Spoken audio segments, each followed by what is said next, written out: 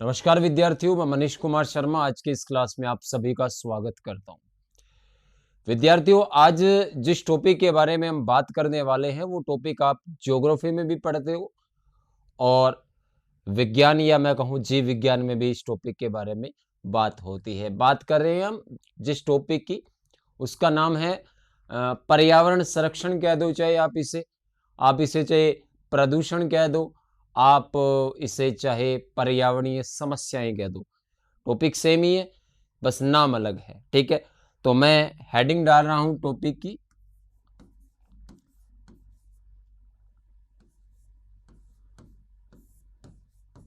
संरक्षण या प्रदूषण। ठीक है, ज्योग्राफी में आप इसके में कुछ डेट वेट पढ़ते हो। ठीक है, कोई प्रोटोकॉल बना है उसके बारे में पढ़ते हो। यहां पर उनके बारे में बातें नहीं होगी। यहां पर विज्ञान से संबंधित जो बातें हैं कि अगर कोई प्रदूषण हुआ है तो उससे कौन सा रोग होगा, कोई गैस है तो उसके बारे में बात हम करेंगे।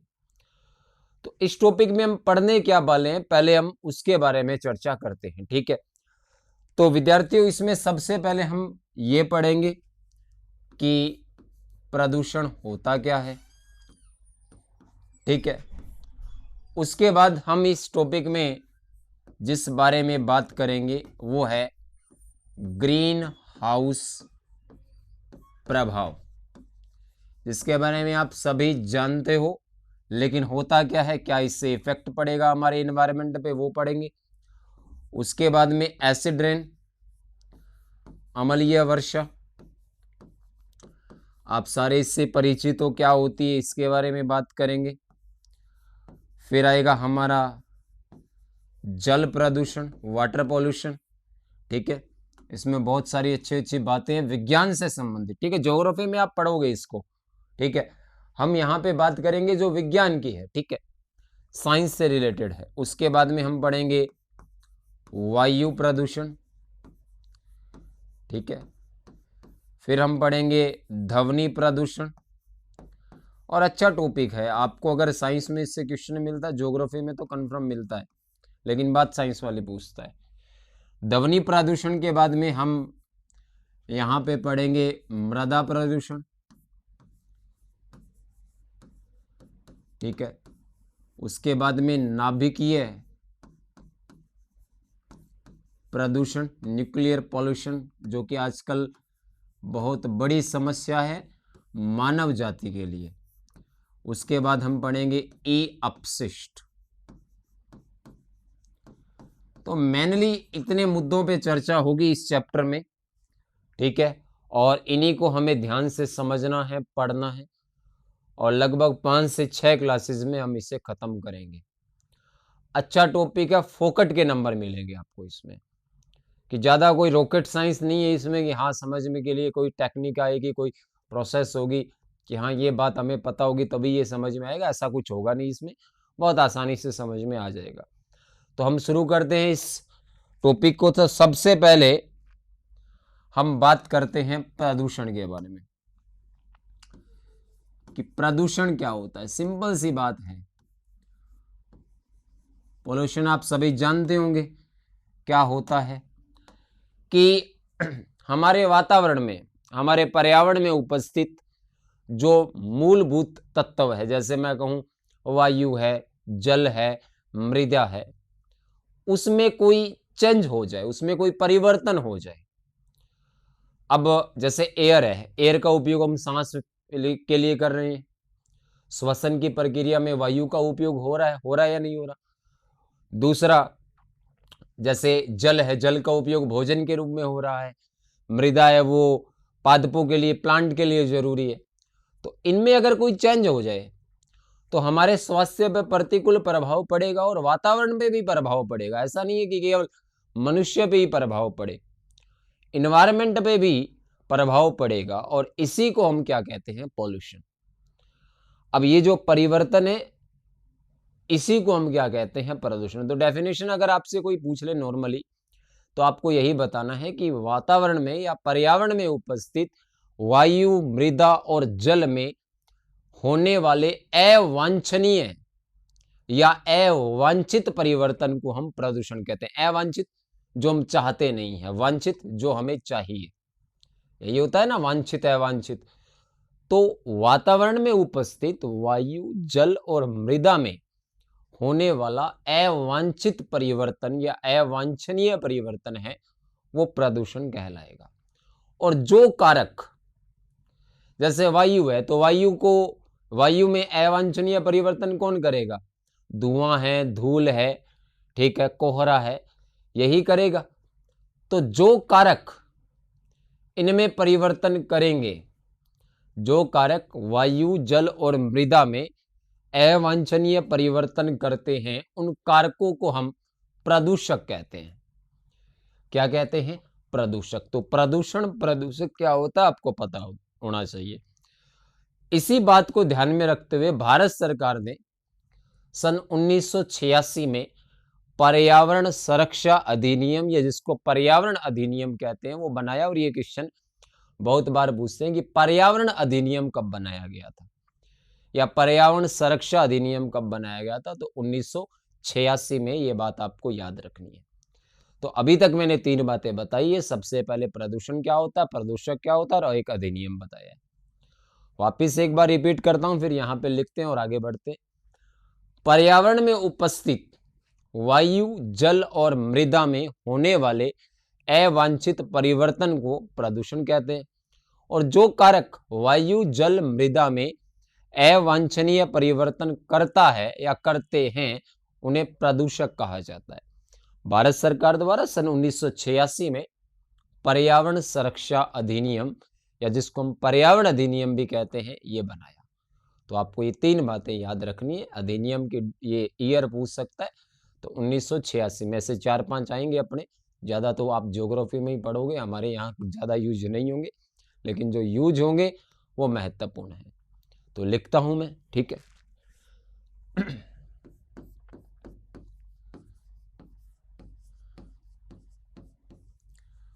पर्यावरण में उपस्थित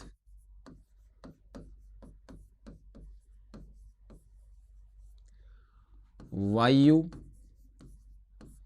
जल व मृदा में होने वाले अवांछित कह दो चाहे,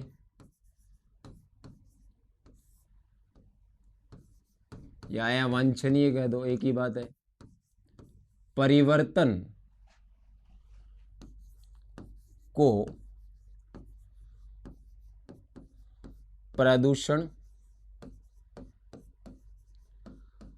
कहा जाता है। दूसरी बात, प्रदूषक क्या होते हैं?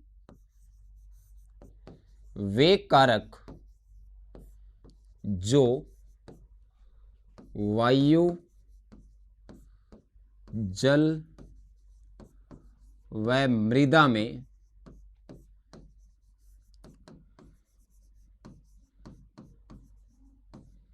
अवांछित परिवर्तन करते हैं,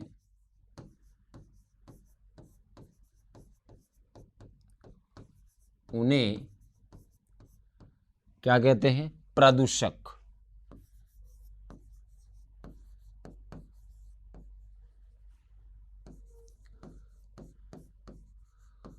कहा जाता है। उसके बाद में जो महत्वपूर्ण बात है, ये तो डेफिनेशन है। महत्वपूर्ण जो बात है वो ये है कि भारत सरकार द्वारा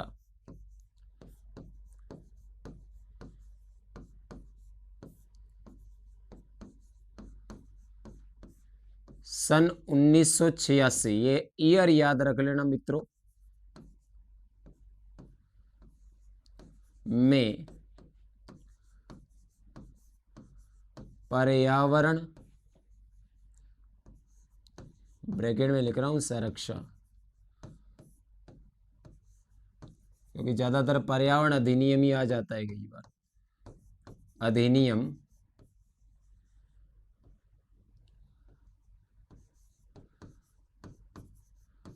बनाया गया।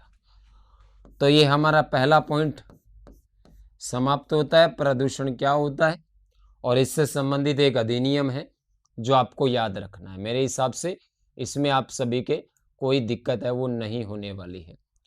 अब हम आगे बात करते हैं। तो आगे जिस टॉपिक पे हम बात कर रहे हैं, ठीक है, वो है ग्रीन हाउस गैस या ग्रीन हाउस प्रभाव। देखो हेडिंग डालता हूं पहले मैं।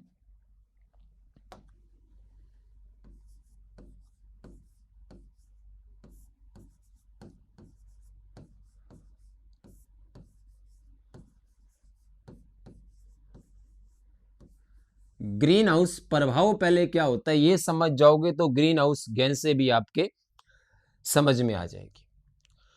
हमारा जो वातावरण है मित्रों, इस वातावरण में या हमारे वायुमंडल में कुछ गैसों का समूह पाया जाता है और ये गैसें हैं वो ऊष्मारोधी होती है। क्या होती है? ऊष्मारोधी, मतलब ऊष्मा को रोकने का काम करती है। जैसे मैं थोड़ा सा वैसे ही बताता हूं आपको कि हमारा वायुमंडल है, ठीक है, इस वायुमंडल में इस तरीके से ऊष्मारोधी गैसों की क्या है, एक परत है। मान लीजिए ये गैसें पाई जा रही है। सूर्य का प्रकाश जो आ रहा है, ठीक है, सूर्य से जो ऊष्मा आ रही है, ठीक है,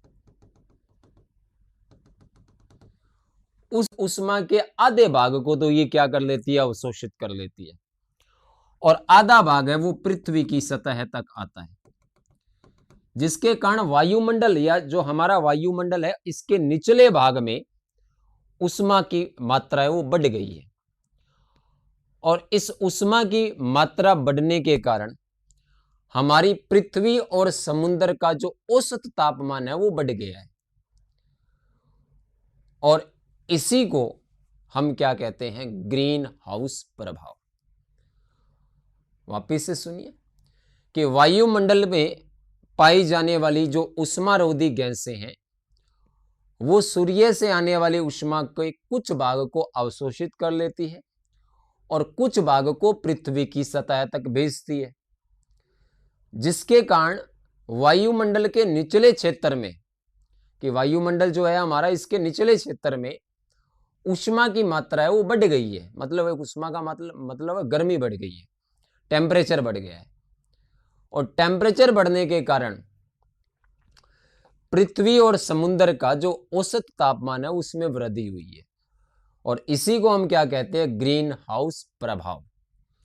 याद रखोगे? वापिस से एक बार आप याद रखिएगा कि सूर्य की ऊष्मा को वायुमंडल में पाई जाने वाली ऊष्मारोधी गैसें हैं वो अवशोषित कर लेती है और कुछ भाग को पृथ्वी की सतह तक भेजती है, जिसके कारण वायुमंडल के निचले क्षेत्र में जो सबसे पास में है पृथ्वी के, वहां के तापमान में वृद्धि हो गई है, या मैं कहूं वहां पर ऊष्मा की मात्रा है वो बढ़ गई है। और वहां पर जब ऊष्मा की मात्रा बढ़ेगी तो पृथ्वी और समुद्र का जो औसत तापमान है उसमें क्या हो गई है, वृद्धि हो गई है। और इसी को हम क्या कहते हैं, ग्रीन हाउस प्रभाव। ठीक है, लिख दो। इसको आपको याद रखने की जरूरत नहीं है, सिर्फ अपने मुद्दे पे बात करेंगे।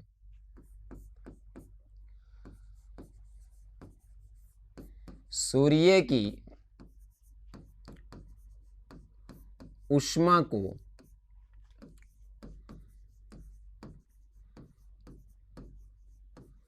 वायुमंडल में पाई जाने वाली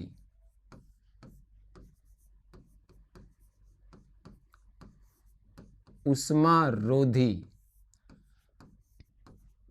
गैसें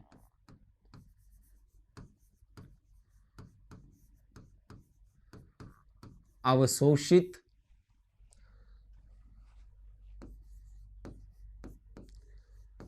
कर लेती है तथा ऊष्मा के कुछ भाग को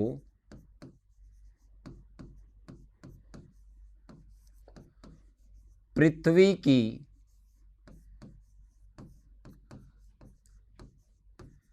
सतह तक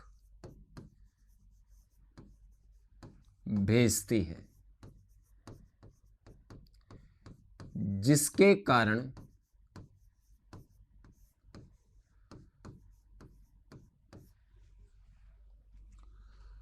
वायुमंडल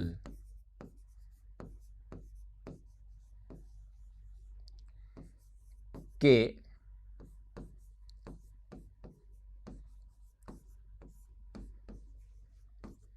निचले क्षेत्र में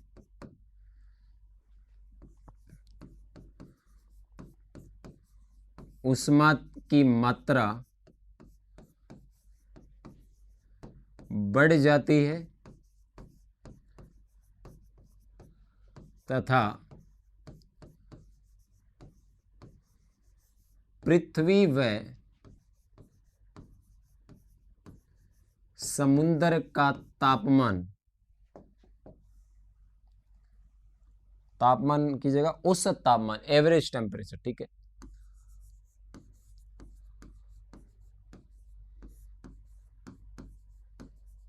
बढ़ गया है।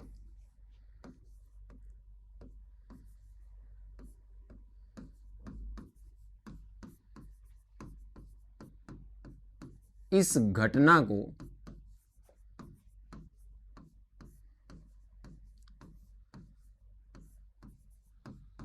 ग्रीन हाउस प्रभाव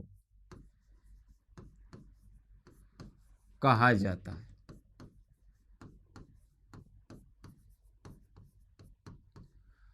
तो ग्रीन हाउस प्रभाव क्या होता है, मुझे लग रहा है कि आपको समझ में आ गया होगा कि हमारे वायुमंडल में पाए जाने वाली उष्मारोधी गैसें जो है वो सूर्य की उष्मा के कुछ भाग को अवशोषित करती है और कुछ भाग को पृथ्वी तक भेजती है, जिसके कारण वायुमंडल के निचले स्तर में उष्मा की मात्रा बढ़ गई है और पृथ्वी और समुद्र का औसत तापमान है वो इंक्रीज हो गया है, बढ़ गया है।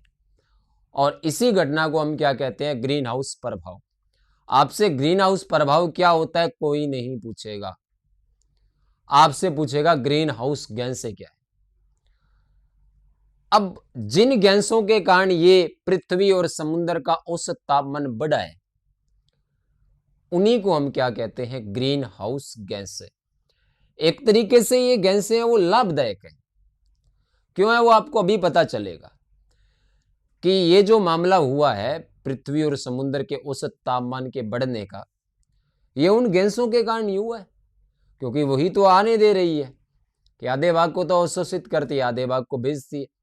क्यों ना पूरे भाग को ही अवशोषित कर लेते तो औसत तापमान बढ़ता ही नहीं। लेकिन अगर ये गैसें नहीं होती ना तो हमारी पृथ्वी का जो औसत तापमान है कितना होता है, 15 डिग्री सेंटीग्रेड। ये औसत तापमान 15 डिग्री सेंटीग्रेड न होकर -18 डिग्री सेंटीग्रेड होता अगर ये गैसें नहीं होती। तो ये गैसें अपने लिए फायदेमंद है। सोच के देखो कि पृथ्वी का औसत तापमान 15 डिग्री सेंटीग्रेड इन गैसों के कारण है। अगर ये नहीं होती तो पृथ्वी का औसत तापमान कितना होता, -18 डिग्री सेंटीग्रेड। जम्मू कश्मीर से ज्यादा टेम्परेचर बाड़मेर का होता, मतलब कम। जम्मू में माइनस में होता है वहां पे टेम्परेचर, लेकिन अगर ये नहीं होती तो पृथ्वी का जो औसत तापमान है वो -18 डिग्री सेंटीग्रेड होता। तो ये गैसें लाभदायक है। तो ये हानिकारक कैसे हुई, ये पर्यावरणीय समस्याएं कैसे बनी, उस पर अभी हम चर्चा करेंगे। तो ग्रीन हाउस प्रभाव समझ में आया क्या होता है। एक बार वापिस से रिपीट करता हूं कि वायुमंडल में पाई जाने वाली उष्मारोधी गैसें जो है वो सूर्य की उष्मा को अवशोषित कर लेती है और कुछ भाग को पृथ्वी तक आने देती है, जिसके कारण वायुमंडल के निचले क्षेत्र में उष्मा की मात्रा बढ़ गई है और इससे पृथ्वी और समुद्र का जो औसत तापमान है वो बढ़ गया है। और इसी घटना को हम क्या कहते हैं, ग्रीन हाउस प्रभाव। अब आपसे पूछेगा कि ग्रीन हाउस गैसें क्या होती है, ये नहीं पूछेगा। आपको याद रखना है कि जिन गैसों के कारण पृथ्वी और समुद्र का औसत तापमान बढ़ा है उन गैसों को हम क्या कहते हैं? ग्रीन हाउस गैसें। याद रख लोगे? लिख दूं? लो जी, जिन गैसों के कारण पृथ्वी व समुद्र का औसत तापमान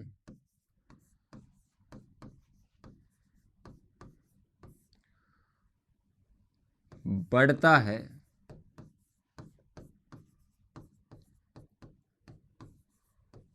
उन्हें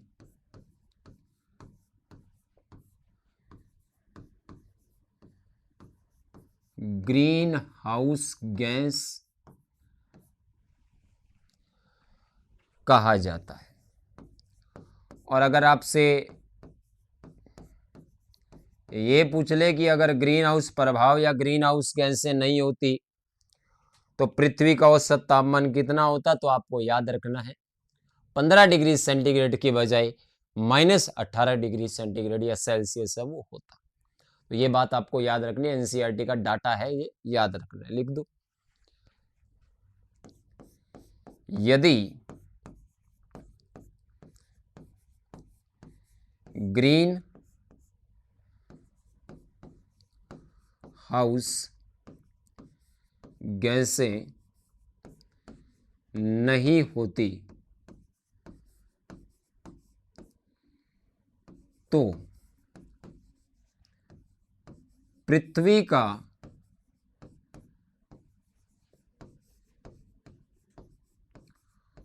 औसत तापमान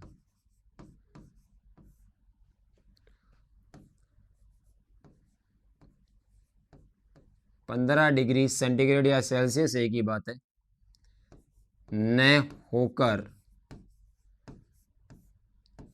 -18 डिग्री सेंटीग्रेड होता। याद रखोगे ये डाटा कि कितना हो जाता? -18 डिग्री सेंटीग्रेड। अब दूसरी जो महत्वपूर्ण बात है इसमें वो ये है कि आपसे पूछेगा कि ग्रीन हाउस गैसें है कौन सी, ठीक है? क्योंकि ये तो अपने को पता चला कि एक तरीके से तो ये फायदेमंद है या नहीं है? क्योंकि ये -18 डिग्री की स्थान पे कितना कर रही है? 15 डिग्री सेंटीग्रेड, तो फायदेमंद है। अब अपना दूसरा क्वेश्चन यही पूछेगा आप कि ग्रीन हाउस गैसें है कौन सी और इनसे फिर पर्यावरण पर प्रभाव कैसे पड़ा है? क्योंकि यहां पे तो अभी तक हमने यही देखा कि ये फायदेमंद ही है हमारे लिए, तो है या नहीं है? लेकिन फिर ये नुकसान कैसे करने लगी उस पर हम चर्चा करते हैं। तो पहली बात, आपसे पूछेगा ग्रीन हाउस गैसें कौन सी है, तो आपको याद रखना है।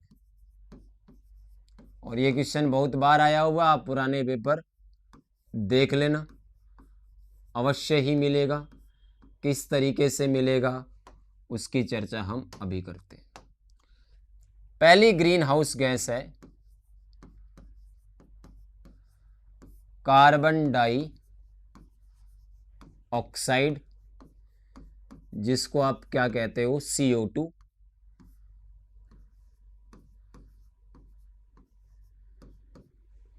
दूसरी ग्रीन हाउस गैस है मेथेन, जिसका फॉर्मूला भी आपको याद रखना है, CH4। तीसरी ग्रीन हाउस गैस है क्लोरोफ्लोरोकार्बन, ठीक है, जो अलग अलग तरीके की होती है, अलग अलग फॉर्मूले होते हैं, लेकिन अपने को जो याद रखना है वो है CF2Cl2। CFC इसको शॉर्ट फॉर्म में कहते हैं, ठीक है। 4 नंबर पे है नाइट्रस ऑक्साइड, जिसको आप लाफिंग गैस कहते हो, हंसाने वाली।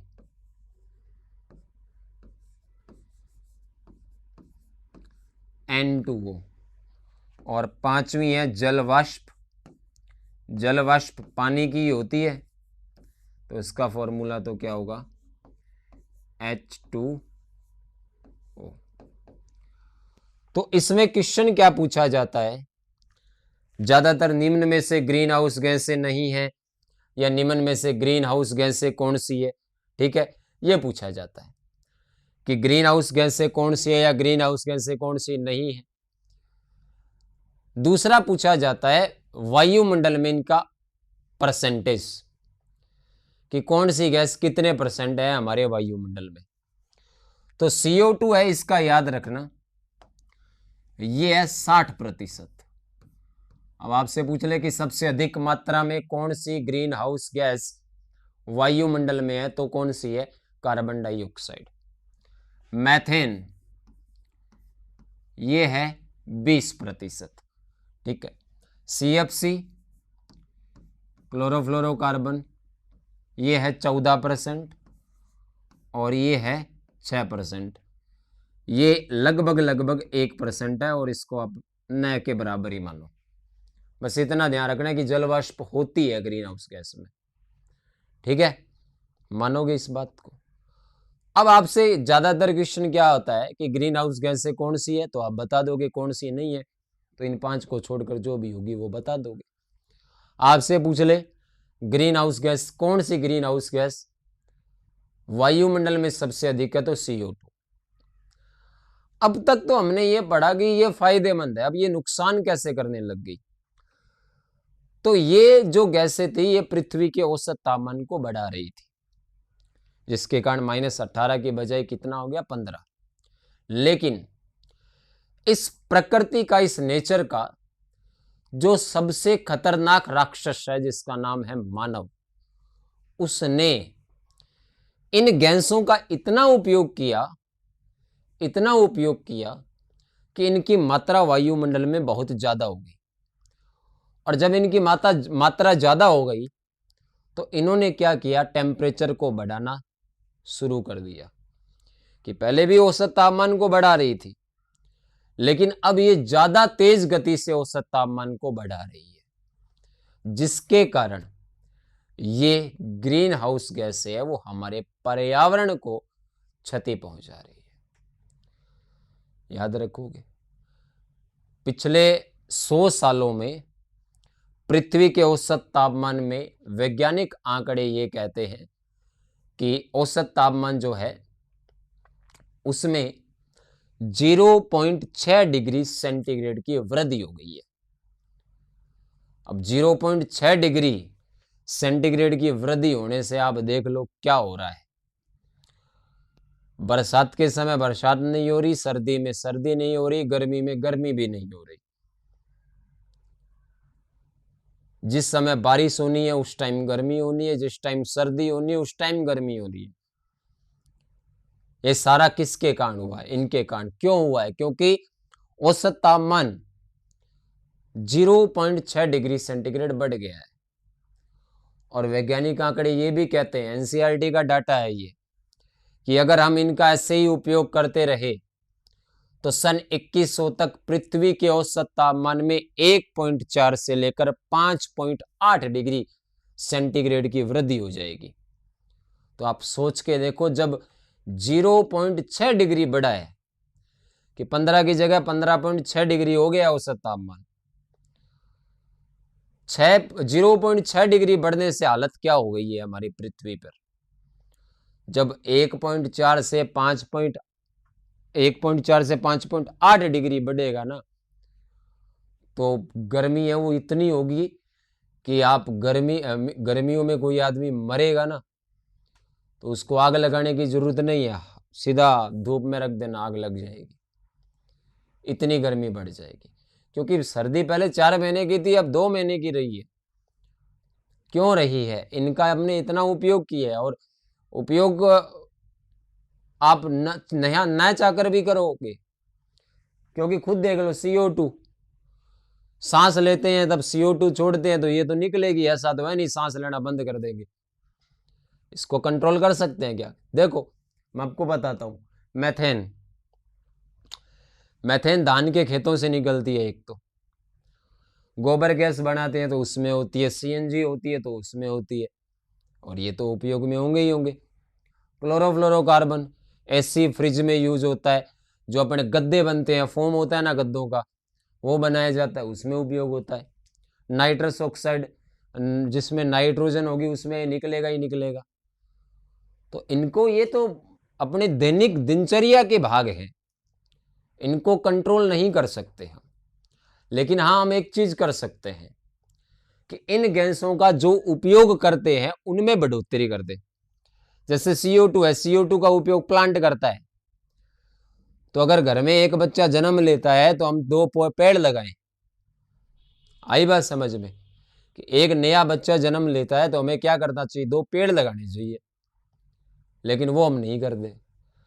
नाइट्रस ऑक्साइड, केक देखा होगा, केक के ऊपर क्रीम होती है ना, उस क्रीम में इसका उपयोग करते हैं। आपने कभी भी देखा होगा जन्मदिन पे जब आप ये केक वेक काटते हो, ठीक है, तो अगर आप रो भी रहे होंगे तो आपको हंसी आएगी, क्योंकि ये गैस होती है उस क्रीम में, प्रेशर के साथ डाली जाती है, लाफिंग गैस होती है, हंसी आएगी, कभी नोटिस कर लेना। और आप केक काटना तो बंद कर नहीं सकते, तो ये तो उपयोग में होगी होगी या नहीं होगी? तो ये ग्रीन हाउस गैस से, आप वापिस टॉपिक पे आते हैं। आपसे पूछेगा ग्रीन हाउस गैस से क्या होती है, आप बता दोगे औसत तापमान में वृद्धि कर रही है। आपसे पूछेगा ग्रीन हाउस गैस से कौन कौन सी है, आप बता दोगे 5। आपसे पूछेगा कौन सी ग्रीन हाउस गैस वायुमंडल में कितनी मात्रा में, आप बता दोगे। अब ये 101 हो रहा है, ठीक है, लेकिन ये लगभग दोनों 6% होती है, ये दोनों, ठीक है, याद रखोगे। अब बात आती है कि इसका प्रभाव क्या पड़ा है।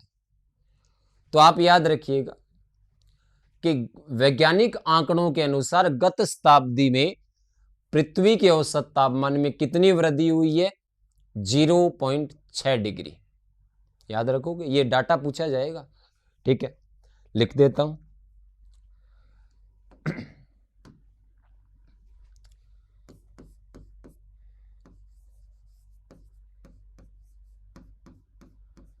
वैज्ञानिक आंकड़ों के अनुसार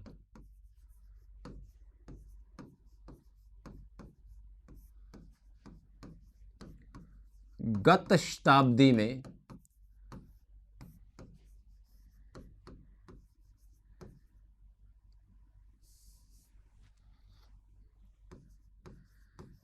ग्रीन हाउस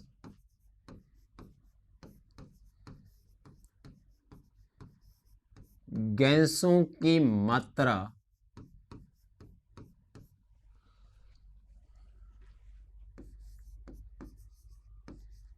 बढ़ने से पृथ्वी के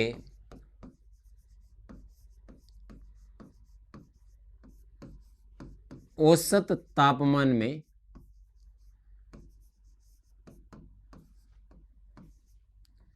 0.6 डिग्री सेंटीग्रेड की वृद्धि हुई है। एनसीईआरटी का डाटा है और आपसे पूछा जा सकता है। दूसरी बात कि एक अनुमान के अनुसार सन 2100 तक 1.4 डिग्री से 5.8 डिग्री सेंटीग्रेड की वृद्धि हो जाएगी ग्रीन हाउस गैसों के कारण। यह भी डाटा एनसीईआरटी का है और आपको हूबहू याद रखना है, पूछ सकते हैं।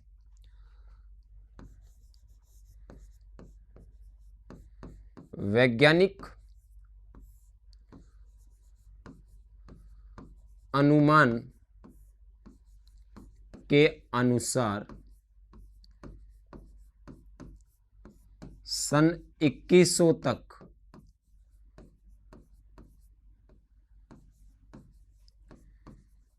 इन गैसों के कारण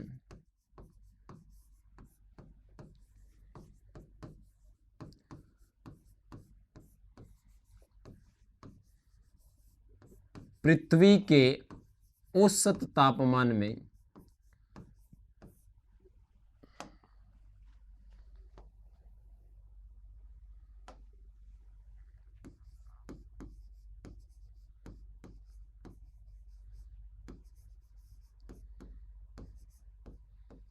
1.4 डिग्री सेंटीग्रेड से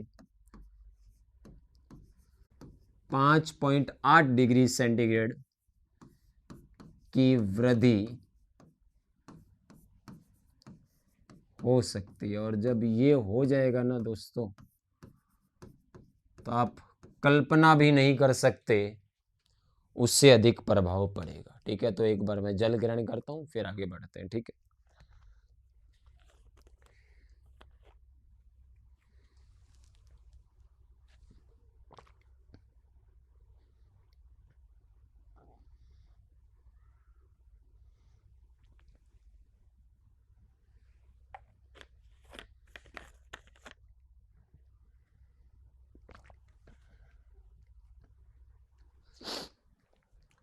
तो अब औसत तापमान में वृद्धि होने से होगा क्या?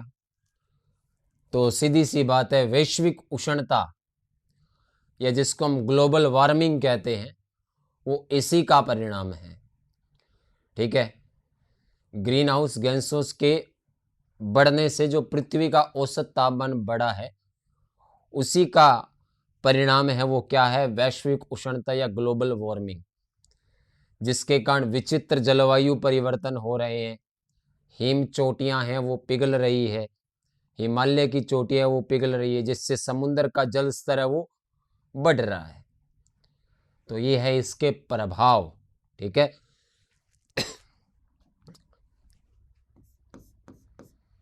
लिख देता हूं।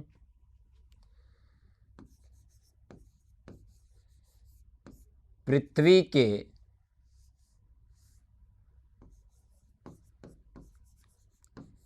औसत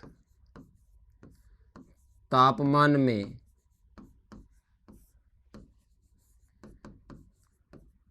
वृद्धि होने का परिणाम ही ग्लोबल वार्मिंग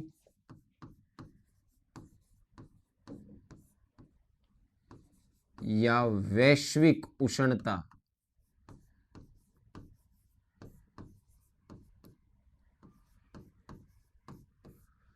है,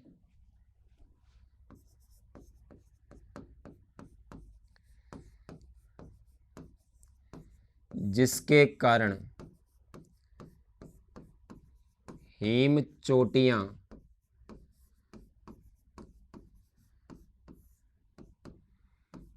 पिघल रही है,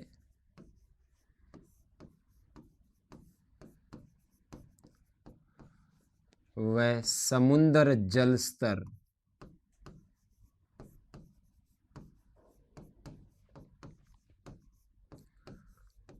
बढ़ रहा है।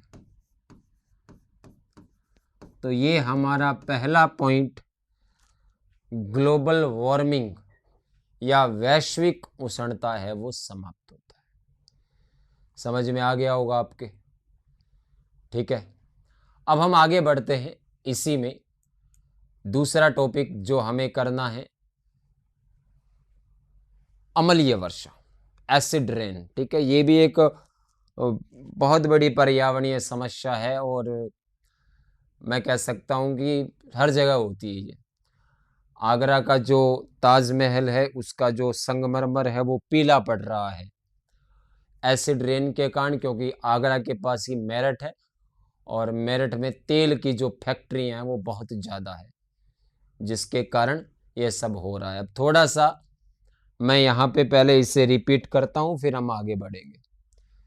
सबसे पहले ग्रीन हाउस प्रभाव आपको बताया कि वायुमंडल में जो उष्मारोधी गैसों की परत है, वो सूर्य से आने वाली ऊष्मा को अवशोषित कर लेती है और कुछ भाग को पृथ्वी की सतह तक भेजती है, जिसके कारण वायुमंडल के निचले भाग में ऊष्मा की मात्रा बढ़ जाती है, जिसके कारण पृथ्वी और समुद्र का जो औसत तापमान है वो बढ़ रहा है। इसको हम क्या कहते हैं? ग्रीन हाउस प्रभाव। आपसे पूछेगा ग्रीन हाउस गैस से कौन होती है, क्या होती है? तो आपको याद रखना है, वो गैसें जिनके कारण पृथ्वी और समुद्र का औसत तापमान बढ़ रहा है, उसको हम क्या कहते हैं? Green house gas. कितनी होती है और कितनी मात्रा होती है, तो आपको याद रहना है। CO2 60%, methane 20%, chlorofluorocarbon 14%, nitrous oxide 6% और कुछ मात्रा में जलवाष्प होती है। अब इन गैसों का प्रभाव क्या होगा, तो सीधा सा याद रखना है कि गत शताब्दी में इन गैसों की मात्रा बढ़ने से पृथ्वी का औसत तापमान कितना बढ़ गया है, 0.6 डिग्री सेंटीग्रेड। और इसी तरीके से यदि हम इनका उपयोग करते रहेंगे तो क्या होगा, सन 2100 तक पृथ्वी का औसत तापमान 1.4 डिग्री से 5.8 डिग्री सेंटीग्रेड बढ़ जाएगा, जिसके कारण वैश्विक उष्णता, ग्लोबल वार्मिंग, हिम चोटियों का पिघलना, बर्फ की जो चोटियां हैं वो पिघल रही है, जिससे समुद्र का जल स्तर है वो बढ़ रहा है। तो ये समस्या। बढ़ते हैं अगले टॉपिक पे। सिंपल सा है अगला टॉपिक, 4-5 बातें हैं उसमें कॉमन और वहीं से क्वेश्चन पूछ लेता है।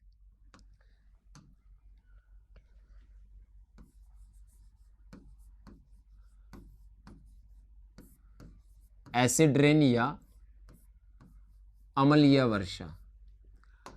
आपने पीएच सुनी होगी कभी, 0, 7, 14।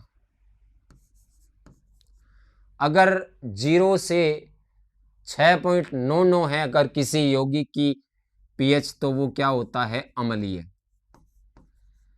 अगर 7 है तो उस यौगिक की प्रकृति क्या होगी, उदासीन। और 7 से 14 के बीच में है तो क्या होता है, क्षारीय। ये आपने भूतकाल में कभी ना कभी पढ़ा होगा। पढ़ा है, अच्छी बात है, नहीं पढ़ा है तो मैंने बता दिया। एसिड रेन क्या होती है, पहले आपको वर्षा जल के बारे में पता होना चाहिए।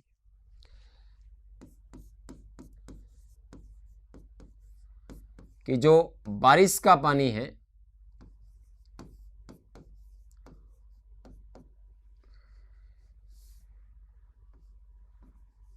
उसकी पीएच कितनी होती है, 5.6।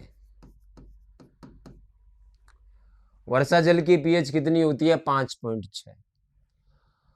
अब ये बारिश का पानी आया जमीन पे। अब जमीन पे आता है तो जमीन में जो अपशिष्ट होते हैं वो इसमें मिलते हैं और ये पानी ऊपर जाता है। ऊपर जाने के बाद फिर बारिश के रूप में वापस आता है। अब क्या होता है कि जहां पर प्रदूषण ज्यादा होगा वहां पर इस जल में 2 याद रखिएगा, NO2, SO2 और एक CO2, तीनों याद रख लेना। ये तीनों मिलेंगे किसके साथ में, जल के साथ। और जल के साथ में मिलकर ये बनाएगा नाइट्रिक अम्ल HNO3, ये बनाएगा सल्फ्यूरिक अम्ल H2SO4 और ये बनाएगा कार्बोनिक अम्ल। क्या बोला मैंने कि बारिश का पानी जैसे ही जमीन पे आता है, भूमि पर आता है, तो भूमि में जो अपशिष्ट होता है वो उस जल में मिलता है। अपशिष्ट में ये 3 हैं, NO2, SO2 और CO2। ये इस जल के साथ मिलकर ये 3 अम्ल बनाएंगे और इन अम्लों की मात्रा फिर इस जल में बढ़ गई है। और अम्ल की मात्रा जब जल में बढ़ जाए तो जल की पीएच क्या हो जाएगी, कम। और यदि वर्षा जल की पीएच इस 5.6 से क्या हो जाए, कम, तो उस वर्षा को हम क्या कहते हैं, अम्लीय वर्षा। सीधी सी बात याद रखनी है, वर्षा जल की पीएच पूछे 5.6, अम्लीय वर्षा की पीएच पूछे तो 5.6 से कम होगी। अब वो 2.5 हो सकती है, 3.5 हो सकती है, 5.5 हो सकती है, कुछ भी हो सकती है, लेकिन होगी 5.6 से हमेशा कम। अब कम क्यों हुई है, तो आपसे 2 ही चीजें पूछेगा, अम्लीय वर्षा का कारण क्या होते हैं। तो अम्लीय वर्षा का कारण एक तो ये बता दोगे, NO2, SO2 और CO2। और अगर आपसे पूछ ले कि अम्लीय वर्षा का कारण कौन सा अम्ल होता है, तो अम्ल HNO3, H2SO4, H2CO3 याद रखोगे। अब आपसे पूछे कि इन तीनों में सबसे ज्यादा कौन करता है अम्लीय वर्षा का कारण, तो आपको अम्ल पूछे तो H2SO4 और अपशिष्ट पूछे तो SO2। लिखूं? वापिस से सुनिएगा कि जब वर्षात का जल भूमि पर आता है तो भूमि में उपस्थित अपशिष्ट इस जल में मिल जाते हैं और अम्ल का निर्माण करते हैं। अपशिष्ट 3 बताए, SO2, NO2, CO2। क्या बनाएंगे? अम्ल बनाएंगे। तो इस जल में अम्ल की मात्रा बढ़ जाएगी और जब ये बारिश का ये जल है वो वर्षा के रूप में वापिस आएगा तो इसकी pH 5.6 से क्या हो जाएगी? कम। और इसी को हम क्या कहेंगे? अम्लीय वर्षा। अम्लीय वर्षा की या तो पूछेगा pH, क्या पूछेगा? pH, या आपसे पूछेगा कि अम्लीय वर्षा का कारण कौन सा अपशिष्ट होता है, तो SO2 मैक्सिमम, वैसे तीनों ही होते हैं। और या फिर पूछेगा कि कौन सा अम्ल होता है, तो तीनों याद रखने हैं। मैक्सिमम पूछे तो H2SO4। लिखूं? लो जी,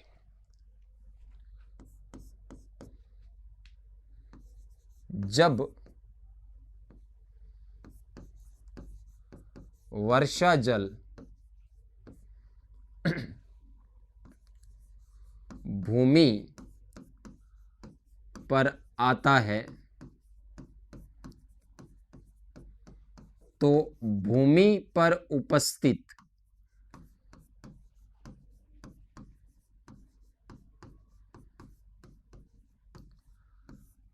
अपशिष्ट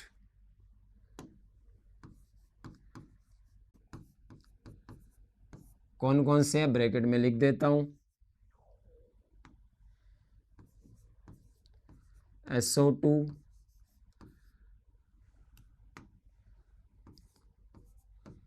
NO2, CO2। इस जल में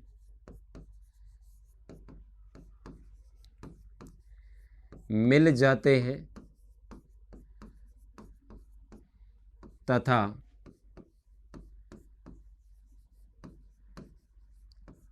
अम्ल का निर्माण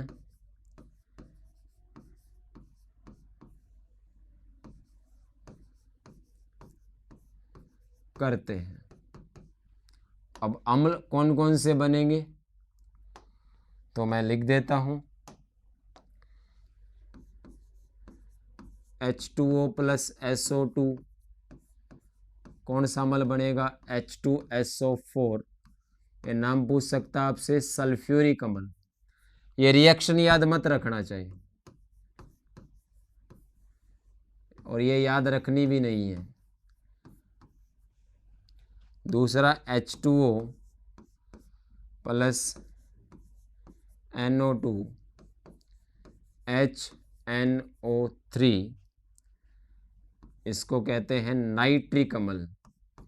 समीकरण संतुलित नहीं किया मैंने, आपसे पूछेगा भी नहीं। तीसरा है H2O प्लस CO2, तो इसका आपको याद रखना है H2CO3 कार्बोनिक अम्ल। इसमें मैक्सिमम लिख देता हूं, सबसे अधिक उत्तरदायी। तो इतनी बात समझ में आई कि बारिश का पानी जब भूमि पर आएगा तो इस पानी में अपशिष्ट मिलेंगे और अम्ल बनेंगे। अपशिष्ट ये 3 मिलेंगे, अम्ल ये 3 बनेंगे। आई बात समझ में? ठीक है। तो अम्ल बन गए इस जल में। अब ये जल वापस वाष्प के रूप में ऊपर जाएगा और जब वर्षा के रूप में आएगा तो इस जल की pH है वो 5.6 से क्या हो जाती है? कम हो जाती है और इसी को हम क्या कहते हैं? अम्लीय वर्षा। आई बात समझ में? लिख दूं? लो जी,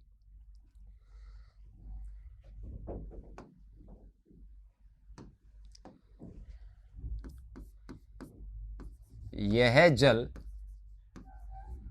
जिसमें अम्लों की मात्रा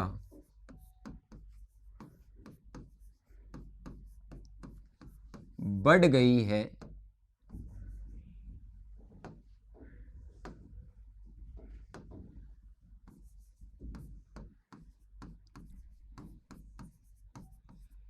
यह जल वाष्प के रूप में ऊपर जाता है तथा पुनः वर्षा के रूप में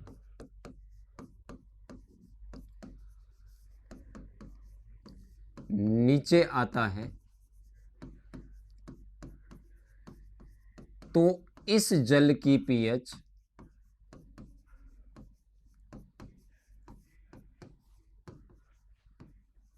5.6 से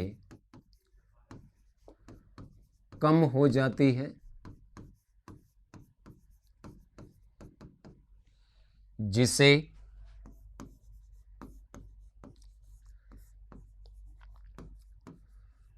अम्लीय वर्षा कहा जाता है।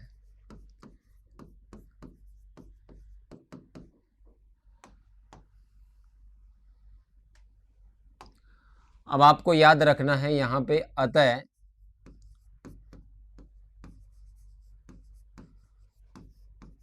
अम्लीय वर्षा की पीएच, और ये बहुत बार आया हुआ क्वेश्चन है, आपको एक ऑप्शन ऐसा मिलेगा जिसमें पीएच 5.6 से क्या होगी, कम होगी।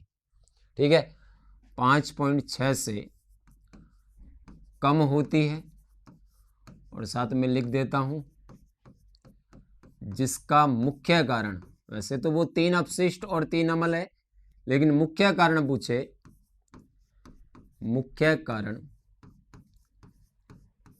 सल्फर डाइऑक्साइड यानी कि SO2,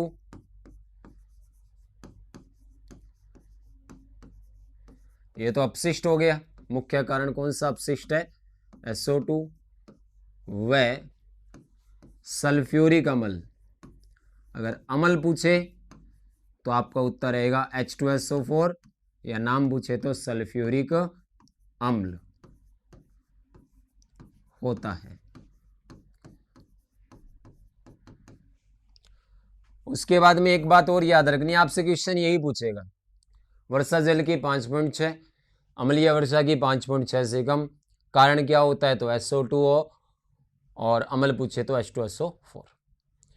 इस शब्द का सबसे पहले प्रयोग यूरोप का एक वैज्ञानिक था, स्मिथ ने किया था, यह भी लिख देता हूं मैं।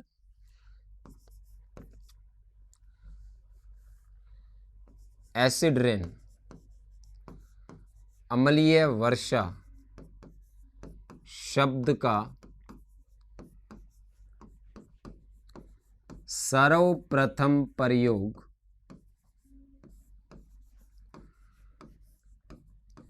स्मिथ ने किया।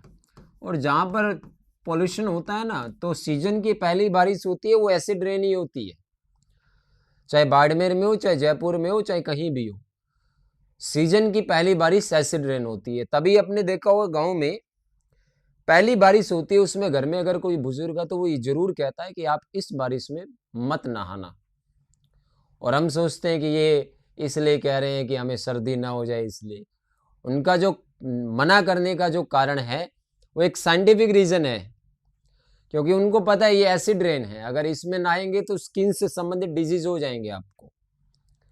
ठीक है, इसलिए वो मना करते हैं, और हम सोचते हैं कि इनको कुछ पता ही नहीं है, बहुत कुछ पता होता है। ठीक है, तो लास्ट पॉइंट इसका एसिड रेन के प्रभाव।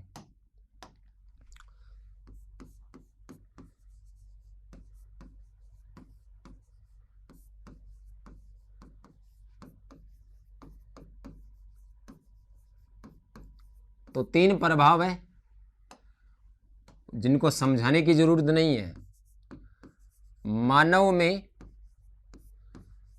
और अन्य प्राणियों में।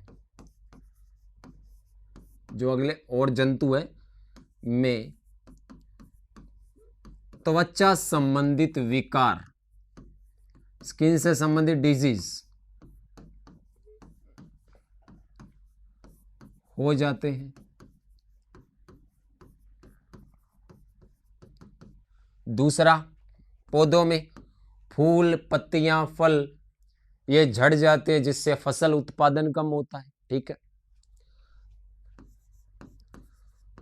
पादप के फल, फूल, पत्तियों आदि के झड़ने से उत्पादन प्रभावित होता है।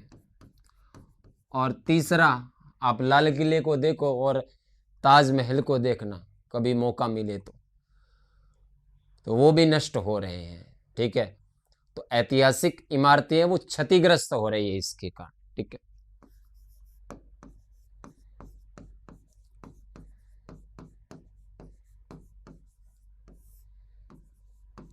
हालांकि ये कोई पूछेगा नहीं प्रभाव क्या पड़ते हैं, अपने को पता होना चाहिए।